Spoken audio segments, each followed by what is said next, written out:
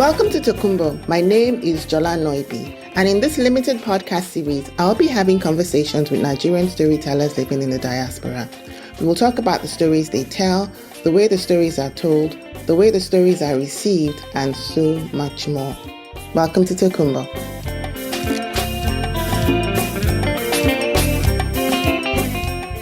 My education as a writer has a lot to do with the political landscape in Nigeria and the kind of fiction that we were writing at that time, that we grew up reading. So it was kind of very much a kind of engaged, engagé literature. That was Helon Habila, and he's my guest on this week's episode of Tokunbo. Let's listen in.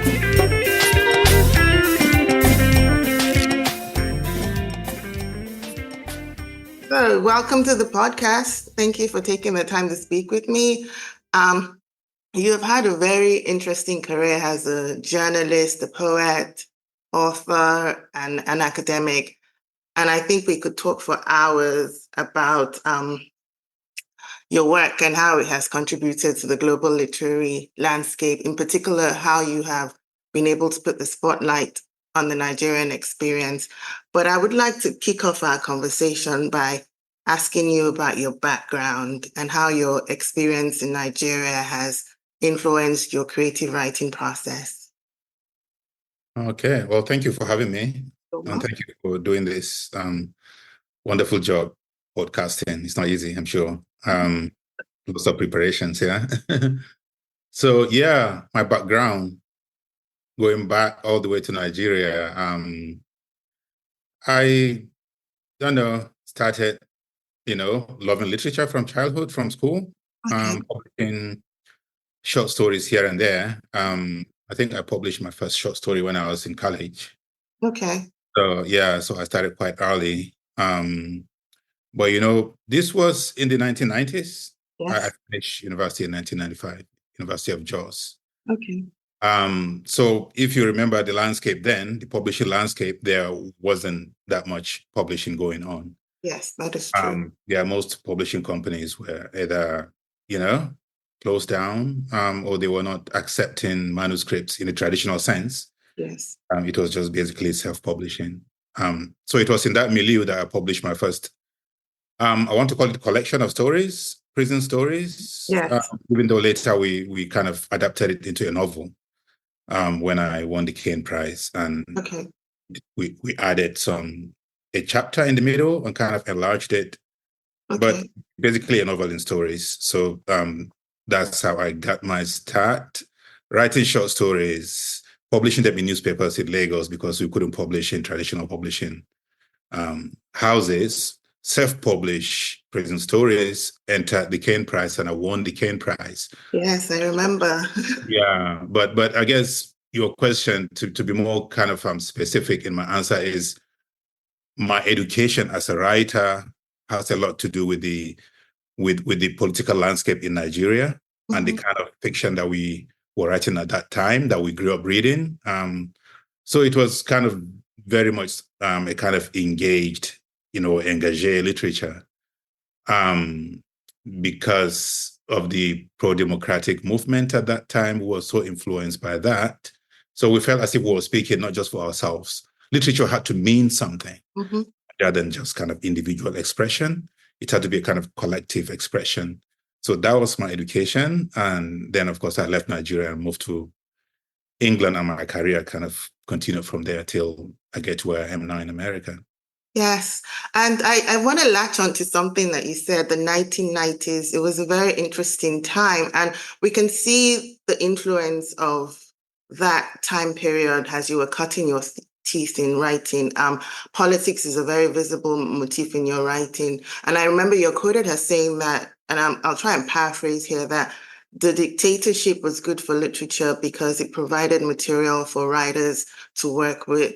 And we can say that Nigeria's political situation continues to be a source of inspiration for many of the country's storytellers. I wanted to start with Waiting for an Angel, which tells the story of Lomba and also highlights the political situation in the country in the 1990s. Can you talk me through what what was the inspiration for you to write that? I mean, of course, there was a lot of inspiration, but what specifically motivated you to decide that this was something that you wanted to use? Because when I read your writing, and in particular that book, it's like most people using writing as a form of activism, so to speak. Yeah, you're right. Two things I want to address here regarding that first novel. Of course, one is the general political situation, like I mentioned earlier. So this is a story that kind of, in a way, touched a bit on my own experience as a young person, kind of just graduating from college, getting your first job, having all this ambition, but then realizing that you can never, achieve that ambition because of the very nature of the society in which you live in. And by that, of course, I mean the dictatorship, that you couldn't express yourself freely. Yes. And of course, if you can't do that, then you cannot be the kind of artist you want. Being an artist is all about self-expression. Yes. Freely, So the whole book is kind of touching on that. That, I think, for me, is the major thematic thrust, kind of mental imprisonment of the artist as a young person, It's a kind of coming of age book as an artist. So kind of Bildungsroman, because we have this young person who ends up being jailed. So prison becomes, a kind of metaphor for so many things in the book. So I was kind of touching on that. And of course, I don't need to go, over and over that. We all know how Nigeria was. Yeah. The Abacha years, the killing of Sarawiwa, and all these things that happened to us. So that really inspired us. But then the second thing I wanted to touch about is the formal elements of the book itself, the writing itself. I think I was very conscious of trying to kind of beat a new path for African literature at that time. And I've given interviews about this. I've mentioned this before, how I consciously wanted to depart from the kind of more, should I say, kind of traditional style elements of books like Things Fall Apart, for instance, Super Inequency, all these things. And nothing wrong with them. But stylistically, I wanted to do something that's a bit different. So I didn't just want to have the linear beginning, middle, ending. Yes. And I didn't want to kind of glorify the traditional over the modern. I didn't want to kind of, all the tropes that books kind of touch upon. So I consciously set my book in the city because for me, the urban setting itself is an expression of where we were at that time. That kind of novel has to be set in the city because it captures the energy and the resistance, and the frustration and the confusion that you cannot have in a traditional linear setting. So I was conscious of that formal element. And I also wanted to kind of write truncated, kind of disjointed narrative. So you have, each chapter is a story on its own, stands alone, and you can read it from beginning to middle end as a short story, or you can read it as a continuous part of a novel. So I wanted to have that complexity, but also confusion and kind of narrative discontinuity to kind of reflect the times in which I was writing. So these two things, I think, are very important for me when I sat down to write the book. That's a very interesting angle. And it's always, I think, for me, illuminating to see how writers reach down into the depths of their, selves and try to, carve something precious out of it. And like I said earlier, using writing as activism. And still on the political situation in Nigeria, most intellectuals were presented with a situation where the options available for them were migrate, cooperate, or protest. And that, how would you say that impacted you as an intellectual? If we were talking back then, we probably would not know now you're in the US, you've been here for a number of years, but at the time, as an intellectual living in those times, did you find yourself faced with those three options of migration, oppression, or migration, cooperation, or protesting? Of course, of course. We lived that experience daily. Yes. And I mentioned that because I had friends, at that time who were either imprisoned, a lot of them had to go on exile because they couldn't continue to live in Nigeria. And of course, we had friends that cooperated and collaborated, and joined the whatever, the oppressors, if you want to call them that. But the very novel itself, the story in the novel, that's basically you have all these kind of examples of characters who kind of followed those trajectories. Yes. You find the main character, Lumba, who didn't go on exile, who also didn't collaborate, and he ended up in prison. Yes. So that was one possibility of a trajectory that could happen to a person. Then you have his editor, his name is James, who also kind of was faced with that choice. And he said that, I don't know what to do. I don't want to travel to a foreign country and spend my old age kind of washing dishes or, flipping burger in a McDonald's, So those were the options. And then, of course, there were those who left. And then if we want to talk about people like Kensara Wiwa, who actually ended up dying because he refused to go on exile.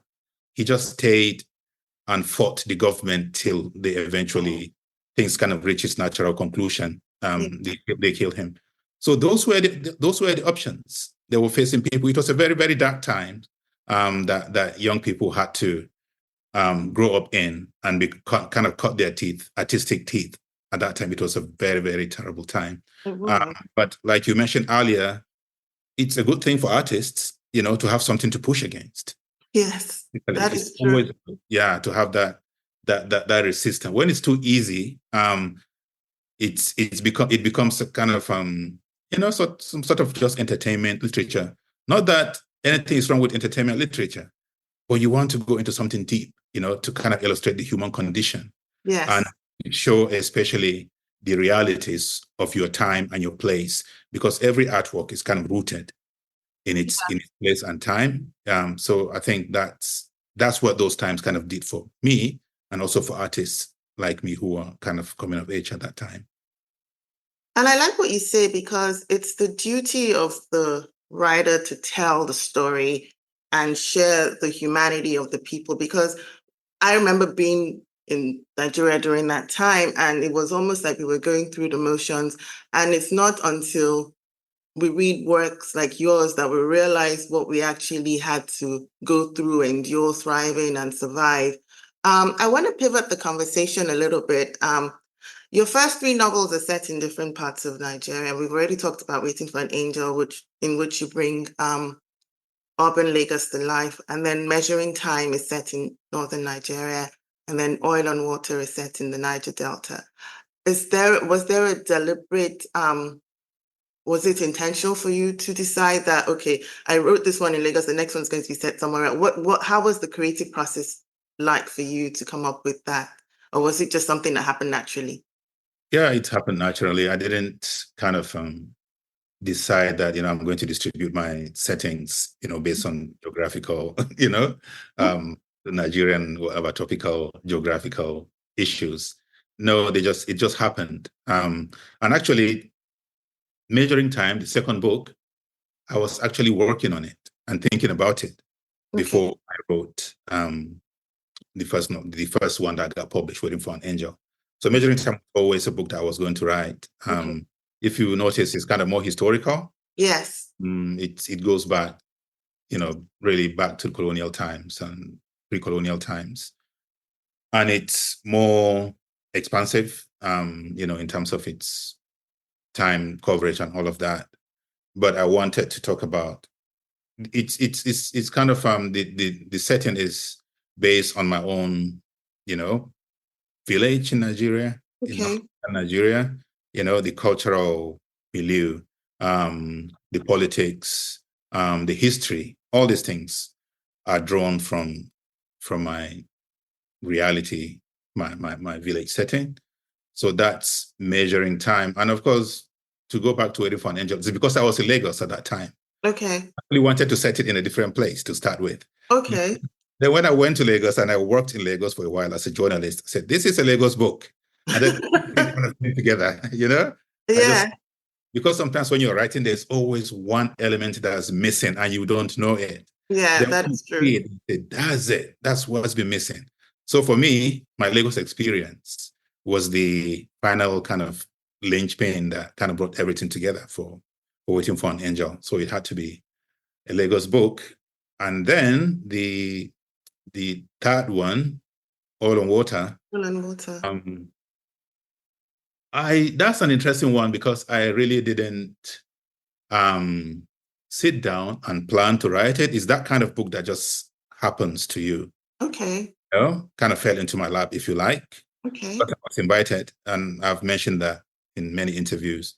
I was invited by a film company in England to write a story about the uprising in the Niger Delta, this Yes. early 2000, 2007, 2006, around that time, of the kidnappings and the violence in the Niger Delta, the environmental protests. Not a new thing, of course, because it kind of started Yeah. with Ariwa, so it's been happening for a while, since the 1990s. But that was when it began to reach its climax, with the organizations like MEND and other, Yes. rebel groups, if you want to call them rebels, or resistance group, or environmental activist groups that came up. So activism, you know, especially in relation to the environment, was very topical at that time. So I was invited by this film company to write a film script, and then I went deeper and ended up writing a novel about it. So I didn't really choose the Niger Delta, or I didn't say to myself that, my next book is going to be the Niger Delta. Mm, mm, mm. It just happened. And I'm glad I did it because I think it's one of my most important novels in terms of subject matter, the environment. It happened and is still happening. Yes, it is. What kind of it's such an international topic, and it's very relevant because we are facing this dystopian crisis, and Yeah, it seems to be endless, and it's very scary. it So is. I'm glad at It- least I contributed in some ways to kind of enlightening people about what's happening in Nigeria. Yeah. because there was a lack of awareness. And it's interesting. I mean, and this is why I always say when I read your work, I see your writing as activism. So I hadn't even realized that. I mean, it sounds like you didn't have that strong connection to the Niger Delta before you wrote Oil on Water. So what was the creative process like for you? Did you have to interview people, look through newspapers? How are you? Because thinking about waiting for an angel and measuring time, you had that connection to the location. But this was a different book. This was a different way of creating where you didn't grow up in the Niger Delta. So how did that work out for you? Did you feel connected immediately? You started working on the project, or was it harder than the previous two? I think the Nigerian experience, is all connected, That you is true. know, and if you look at it, they're kind of continuous from book to book. And sometimes you don't even plan it, or you don't even see it at the time you're doing it. But when you kind of look at it in retrospect, everything is connected. That is You true. know, it's about the failure of democracy. It's about the corruption of some certain class of people in Nigeria, the leadership class. And it's about the helplessness of the ordinary person. Basically, all my books Yeah. talk about that. Then it just needed a kind of added dimension of the specific theme that I'm dealing with, which happens to be the environmental, in Waiting for an Angel. But in all the books, it's about protest against oppression, against the destruction of whatever the political process by a certain class of people. So whether it's the military, or whether it's environment, or whether it's kind of historical distortion in measuring time and all these things, I see them as connected. And also, I didn't have to have lived in the Niger Delta to understand, because Mm. the environment is about, and um, I've seen it happening in front of my eyes, especially when you look back at it now, you realize, oh, this was happening. And I don't see Niger Delta as just a region in Nigeria. I see it as my country. Mm. That is true. Because one thing with living outside the country does that to you. You realize that, this little divisions and ethnicities and all of that, it doesn't mean anything when you're outside the country. They still call you a Nigerian. It's Yes. when you go back to Nigeria that you begin to talk about, oh, I'm from the north, I'm from the Yeah. south. Yes. But when you're in America, you're just a Nigerian. And this Yeah. is happening. When they ask you, oh, this is happening in your country. They're killing the environment there. You don't say, oh, I don't care because I'm not from the Niger Delta. Yeah. That you can't say that, you know? So for me, it's about Nigeria. It's about the people. And it's about protest against injustice, which was so blatant with these corporations just totally destroying the environment because they want to make profit. So it's just the blatant injustice of it that touched me kind of viscerally. And again, you link that to things like Kensara Wiwa, who was so inspirational to us in college when we were growing up, and the killing of him was just, it was like the end of something, the end of an era, the end of innocence. Yes. And things were never going to be the same again because the scale of the injustice was just so big that I have friends who were they just broke down crying. I can imagine. They didn't eat for days. They were just sitting down and they couldn't believe it. Yes, I remember the environment then, and it was kind of like this disbelief that maybe you were just, in a fever dream sort of.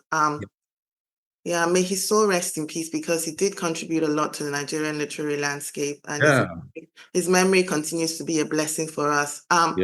You touched on something which is important, and it's something that it's at the core of the Nigerian experience in the diaspora, which is I always tell people that I only feel Nigerian when I'm outside of Nigeria.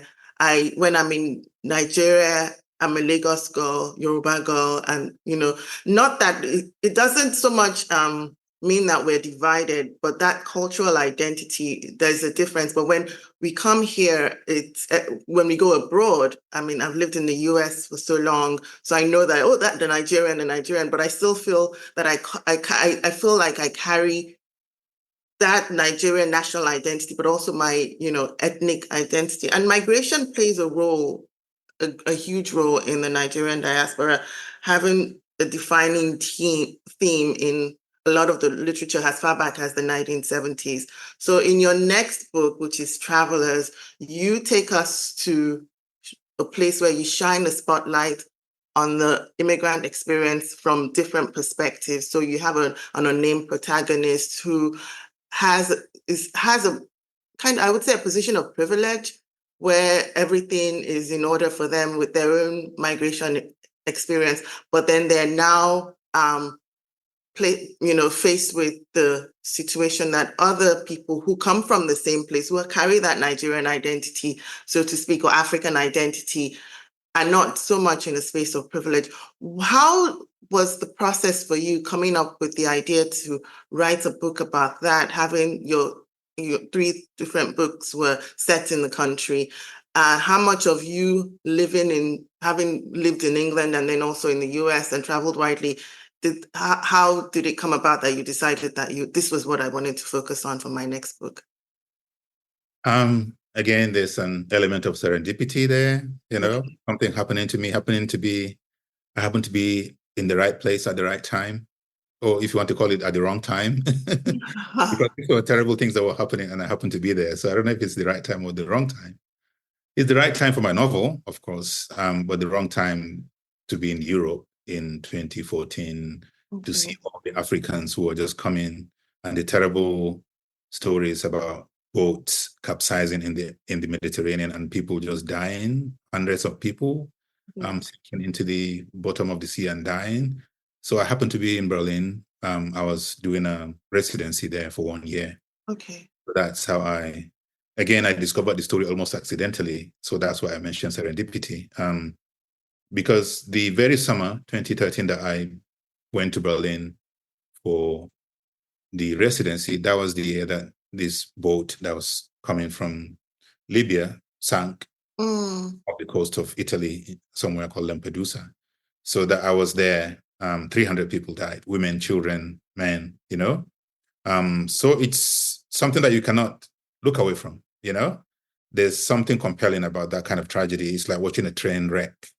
And it's also personal as an African, these are Black people escaping a certain experience that I know very well, going back all the way to colonialism and Yes. justice and the failure of democracy that they kind of find themselves in, and the violence that's kind of resultant from the failure of democracy. So I know the history of it. But people in Europe would just see these people coming and just call them, oh, they're economic migrants. Oh, they're coming here to take our things. Oh, they're just running away from their country.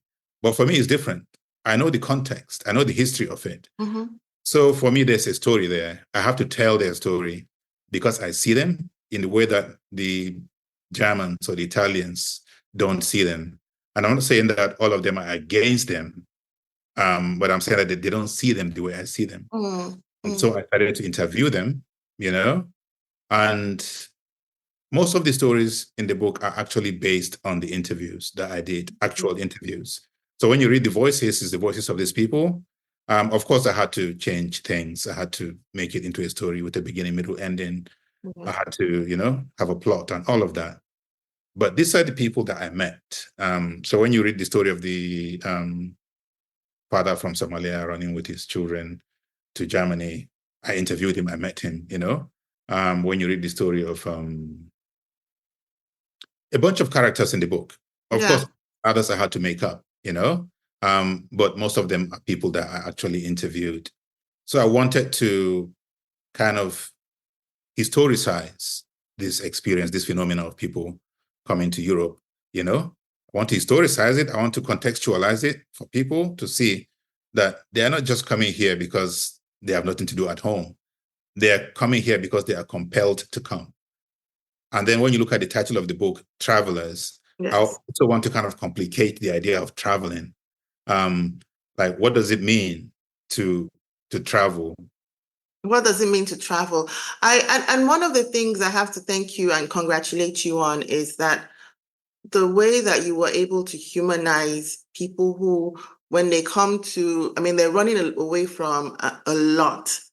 And for someone to get on a boat, I think of the Shire, which is oft quoted portion of her poem where she says that no one leaves home unless home is fire on your feet. And I think I'm not saying it right, but they have a reason for someone to get on a boat. I think it was Fatou Diom. She's a Senegalese writer. She said that the person who gets on the boat is not afraid of anything that's ahead of them. But a lot of people they're not always welcome with open arms. And there isn't anybody who you would hear their story when it comes to them being in a situation like that, where you wouldn't feel sorry for them, you wouldn't have empathy. And so in humanizing them, you were able to put the human element, which is missing in a lot of the bureaucracy and a lot of the narratives when they're talking about people, the migrants on the boat. And I really like the title Travelers because it also, and I don't know if this was intentional because a lot of writers write and what you write is subject to interpretation. But I saw it as a journey through life as well, because we are all travelers, no matter what your situation, no matter where you find yourself, we're all traveling through this life. I wanted to also go back to, because, you've mentioned this, but I actually wanted to just dig a little deeper in terms of your Nigerian identity, something that you definitely carry with you and is showcased in your writing. And how were you able to navigate the balance between maintaining your Nigerian identity and then engaging with your new cultural surroundings? It's clear that you had a different perspective from the ordinary person living in Berlin, when it comes to understanding what the source of the migration is for the travelers in your novel. But on a general sense, and this goes beyond just travelers, but in all of your novels that you've written while you were in the diaspora, how were you able to maintain that balance? Yeah, it's about, when you say travel, like you mentioned, it's about more than just kind of going from one place to another, but kind of growing as well. You're growing, changing. You are becoming into something else that you were not when you were home, that you couldn't have been if you had stayed home. So you always carry your experience, and the experience kind of changes you, and you grow and you see things differently. That's why you can never go back. Even if you go back, you're never the same. So there's no going back. I know that's a kind of something that we always say. So for me as a writer too, I think it's part of my growth. The travel has affected me. It's about being an outsider, about watching more than participating. Because in a way, you don't really belong, even though you belong, but you cannot belong like you belonged when you were home in Nigeria, because you are also trying to build a new home, a new identity, a new self that kind of keeps changing. And it shows in your work. You are not the same person that wrote, for instance, Waiting for an Angel. The world with a different lens now. That's, I guess, what I've seen with Oil on Water, with Travelers, and of course with the books that I'm going to write in the future. They're always going to be about me evolving as a writer, as an artist. Art is about growth. It changes you. You are this different person from when you started writing page 1 to when you write the last page. Yes. You have grown, you have changed. The characters that you're talking about have changed you. As your characters grow, you're also growing. As they change, you're also changing, because you begin to see things from their perspective. They change and you change. So in a way, it's a good thing to have that growth, that trajectory as an artist, as a human being. Yes, that is true. And of course, you're also growing older. You're a father now. You're married now. So all these things change you. But the most important thing, there's a proverb in Hausa that that the best education is travel. Can you say that in Hausa for us, please, on my list? Tafiya mabudin ilimi. Okay. Tafiya mabudin. That's travel is the key to knowledge. Yes. Yeah. So that's tafiya mabudin ilimi. That's when you travel, you see things and you change and you change. That's why people traditionally who always travel, and when they come back, people always flock to them to listen to stories about those places that they have been to. And they're seen as these almost like oracles, because they have seen things, they have survived them, and they have changed, and they know more than the person who hasn't traveled. Yes. So that's about storytelling too, because you are telling people something that they might not know. And it's an added advantage that you've actually also traveled and seen these things and you write about them. Yes, and you remind me of stories I've read, where you have an elder in the village who's known for traveling, and when he comes back, everyone gathers around him and he tells the stories, and it's like everyone is seeing the world through his eyes. I know that there are certain stereotypes or misconceptions about Nigeria and Africa as a whole. I'm not even going to ask you if you've encountered them, because it goes without saying, if you're living in the diaspora, there are things that you would encounter.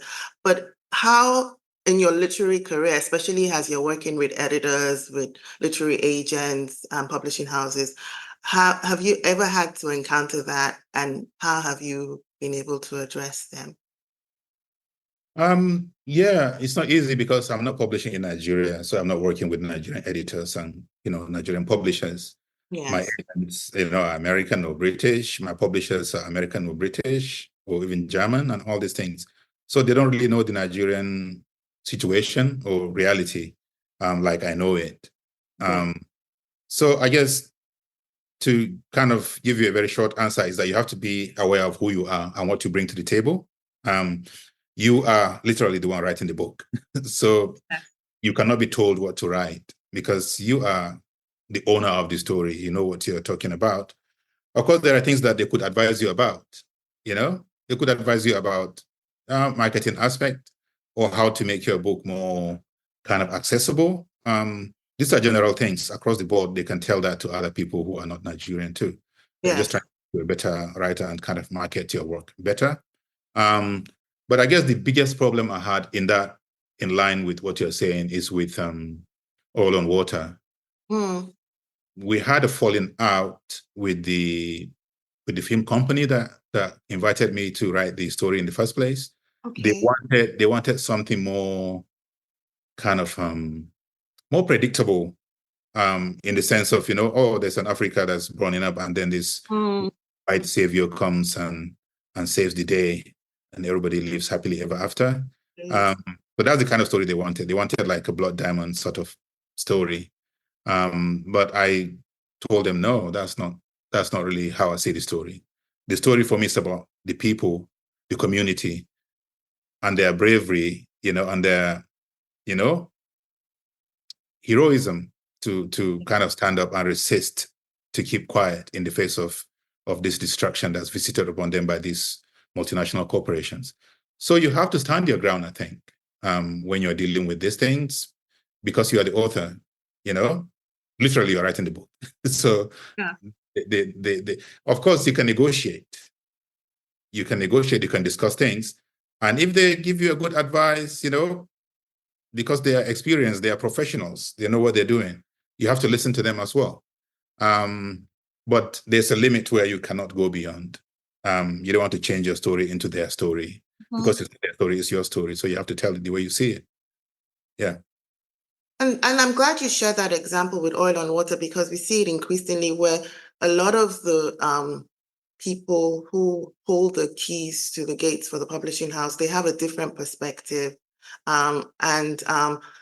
You probably had a larger voice that you could amplify because you had 2 books under your belt. This was your 3rd book, so you weren't a novice by any stretch of the imagination.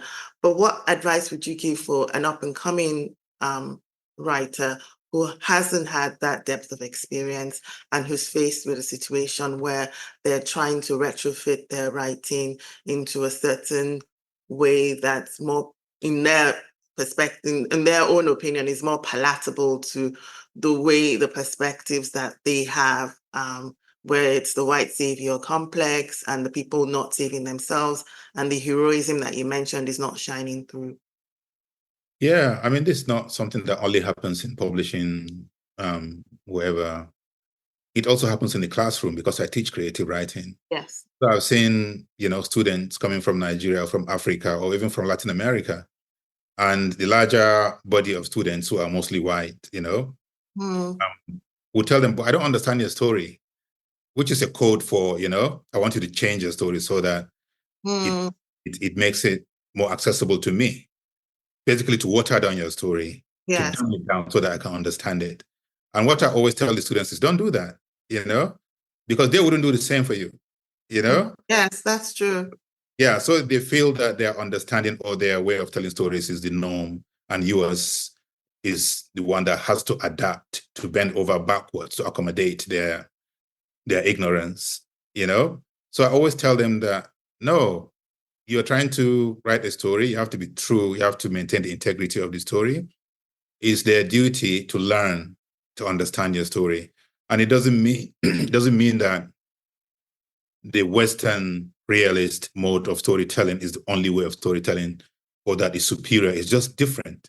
Each culture has a different way of telling its own stories. Yeah. So whether you do it through magical realism, whether you do it through your mythology, whether you do it through your worldview, that's your way of telling a story, Whether you do it in a linear beginning, middle, ending, which is the Western way of telling stories, that's their way of telling a story. Yes. So it's not better, it's just different. And they have to try to understand that there are different ways to tell a story. And I'm glad that the world has changed now, Yeah. There's more interchange culturally, artistically. People are more kind of aware and more conscious of the sensibility of other people. And so I think even in the classroom, I've seen a lot of growth in that sense. That now, and we kind of consciously address that in the classroom. Like at the beginning of the semester, I would tell them that, don't think that there's only one way to tell a story.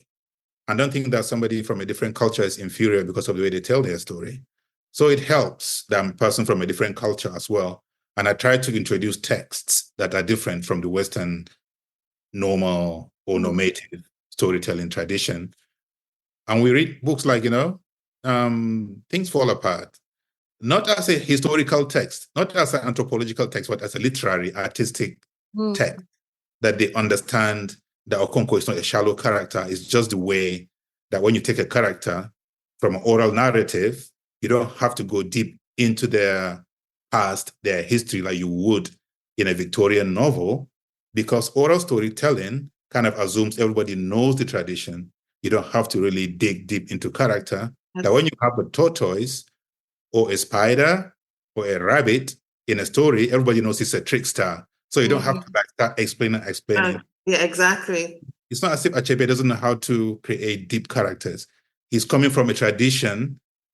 That's how you write characters. Yeah, Everybody knows Konko is in that setting. You don't yeah, have to explain him. It's a certain kind of male character who is brought up in a certain tradition. They have their expectations. So every Igbo person or every Nigerian will know immediately that's Okonko. You yeah. know, I don't have to spend 20 pages explaining. And it's not as if I cannot create character, That is That's the storytelling tradition that is coming from. So you have to explain all these things and people begin to get it. Yeah.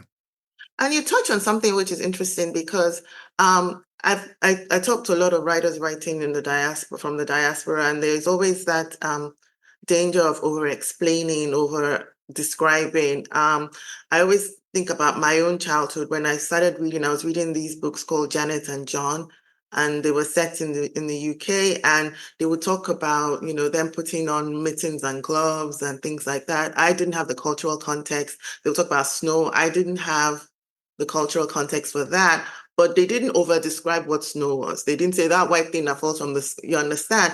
And so how does that influence your writing how do you stop yourself, and even when you're teaching your students, from falling into that danger of over describing or over explaining? I've read books where the dialogue is in a different language or in a different variety of English, and then they have them in parentheses where they're Yeah. and You can. I've done that in my writing too when I first started writing, and I'm now catching myself, stopping myself from over describing, over explaining. Is that something that you can relate to?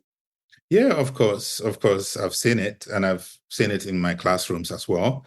I try to avoid doing it myself in my own writing. So it's just about you kind of grow out of it, like you said, with time, with more Yeah, confidence as a writer, and you realize that there are ways of writing that you can do, and you don't have to explain everything immediately, but eventually within the context of the story, they get what you mean. yeah, exactly. Maybe through repetition or through kind of highlighting certain ways of doing it, that you don't have to just say because you write akara, then you put bean cake in front Okay. of it, like no. So or beans is no, I think it was Moima where they said it was bean cake and something pudding, bean pudding, and one of the things I laugh and I understand why it happens, but I hope we get to the point where we start moving away from writing to be like the butlers for the Western audience. They just the same way they brought their writing to us and we were able to understand, we should reciprocate. Um, we're coming to the end of our conversation, and I wanted to pivot a bit. I'm asking all my guests this question. Yeah. What do you miss most about living in Nigeria? Because you've been away for quite a bit. Yeah. I've been away for quite a bit, over 20 years now, I think. Yeah, what do I miss? The company, the people, Mm, the food, uh, mm, everything. But of mm. course, I go there often, but it's not the same thing as living there. But oh yeah, you miss the food. Um, I keep coming back to that. Yeah, Yes. but No, I mean, it's the natural thing because I would agree with you 100%. yeah, Yeah. you miss the people. Of course, people you grew up with. Your Mhm. friend. Yeah. That now you only talk to them by the phone, or Skype or whatever, or you see them once in a year.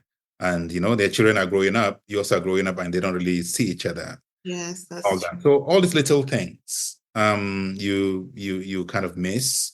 Um, so yeah, but family, friendship, Yes, yeah. that's um, who would you say are some of the Nigerian writers that have influenced your work and how?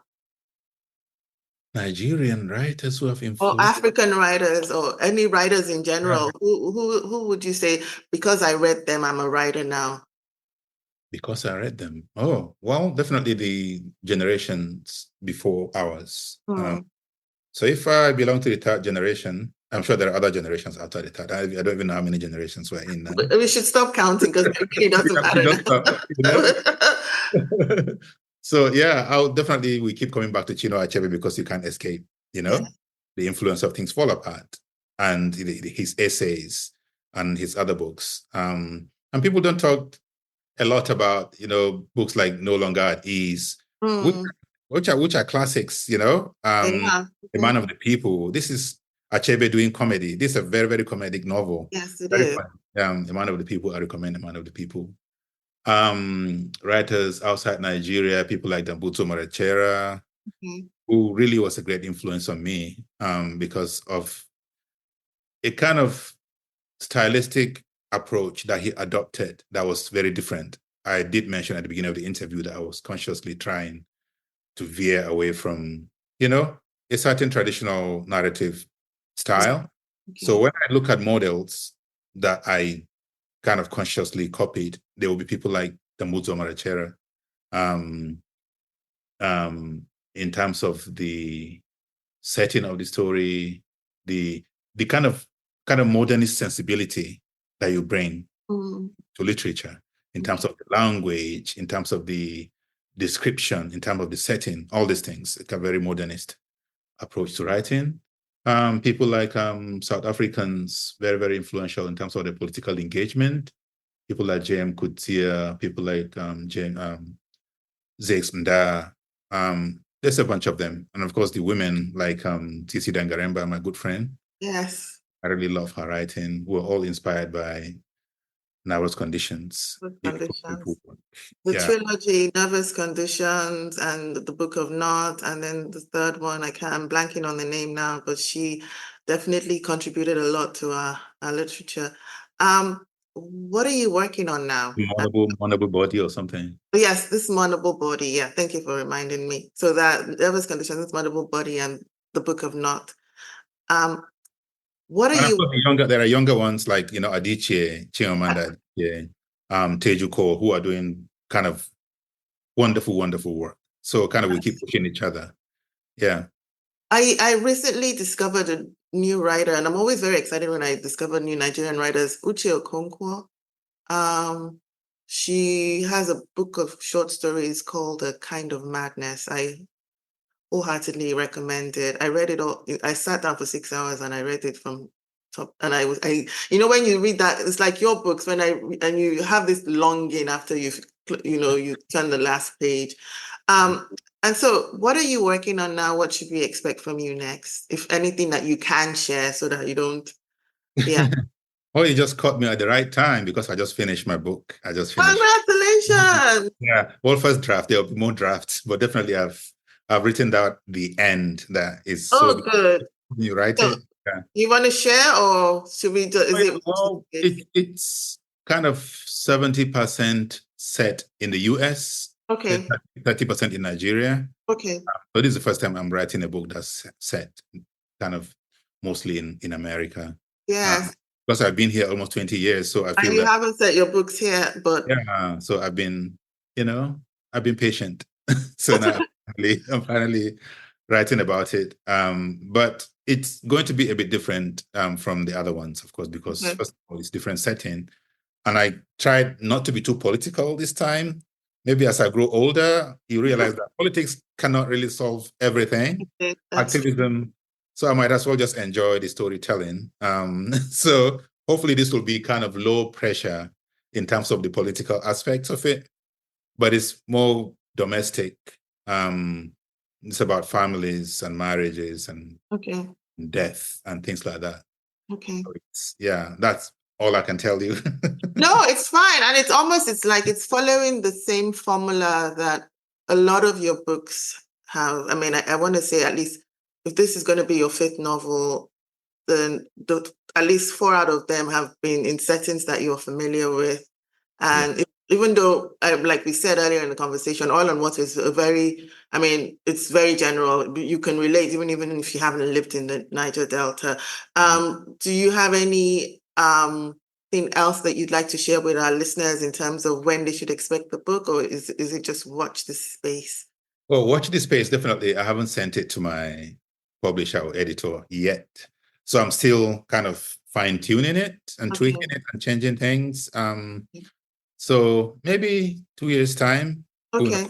Yeah, I want to have like a final version by January. Then I will see. All right.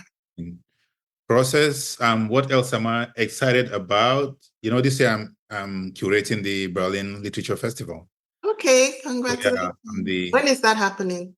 is happening next month in September. In September, 30 okay. days from now, we will have Okay. and of course, I invited a lot of African authors. Okay. People like Nu Sarawiwa, I've invited her. That's good. Invited Nedio Korofo, Chika Unigwe. Of course, other people from other countries, like Vivi Ganeshanethan from Sri Lanka. Okay. Oh, wow. That's a very good writer. He doesn't get the sort of, Yeah. he doesn't get the sort of spotlight that he deserves. Thank you. I mean, by the time this episode is released, that I think that the festival will be over, so we will be talking about the post-mortem sort of afterwards. But I wanted to also go back to, just for the last few minutes that we have, because you dropped this bombshell that and I can't just let it go like that you've just finished writing your novel. How was the creative process for that? And don't divulge too much about the novel, but what was the creative process like for you? And how does it feel now that you have it behind you, where you know that it's 70% done? Yeah, well, this one is different in a lot of ways because I've been working on this book for like 13, 14 years now. Okay, wow. So I was working on it when I was writing like Oil and Water, when I was writing Travelers, I was still working on it. And if you remember, I did mention something earlier that some books, you know that some element is missing and you don't know what it is until you see it. So for me, there was that. There was something. Either you know that you have the story, but you don't have the powers yet to write that story. You don't either have the understanding of it, of how it exactly comes together. Then one day everything kind of clicks. So I've been playing with this idea. These characters have been on my mind. And I've written short stories here and there with some of them. But I knew it was going to be like really big, expansive book.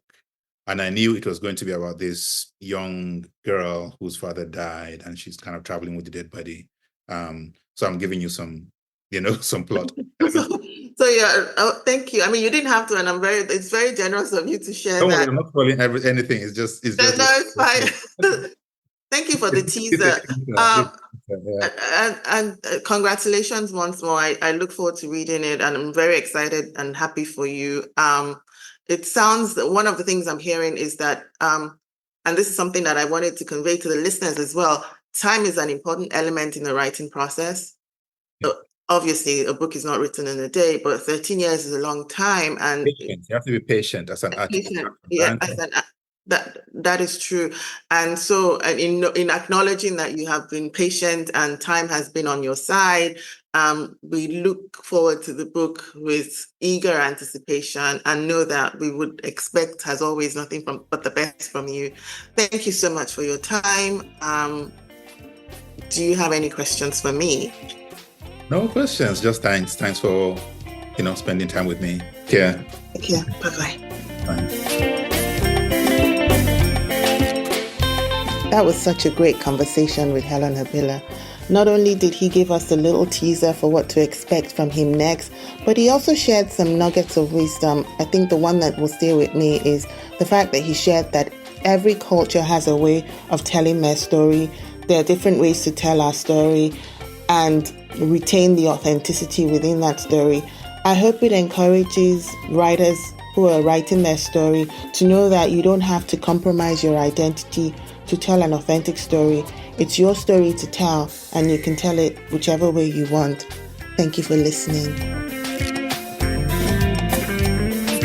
On the next episode of Tokunbo. This is my 4th book. Yes. But this was the most difficult book that I wrote.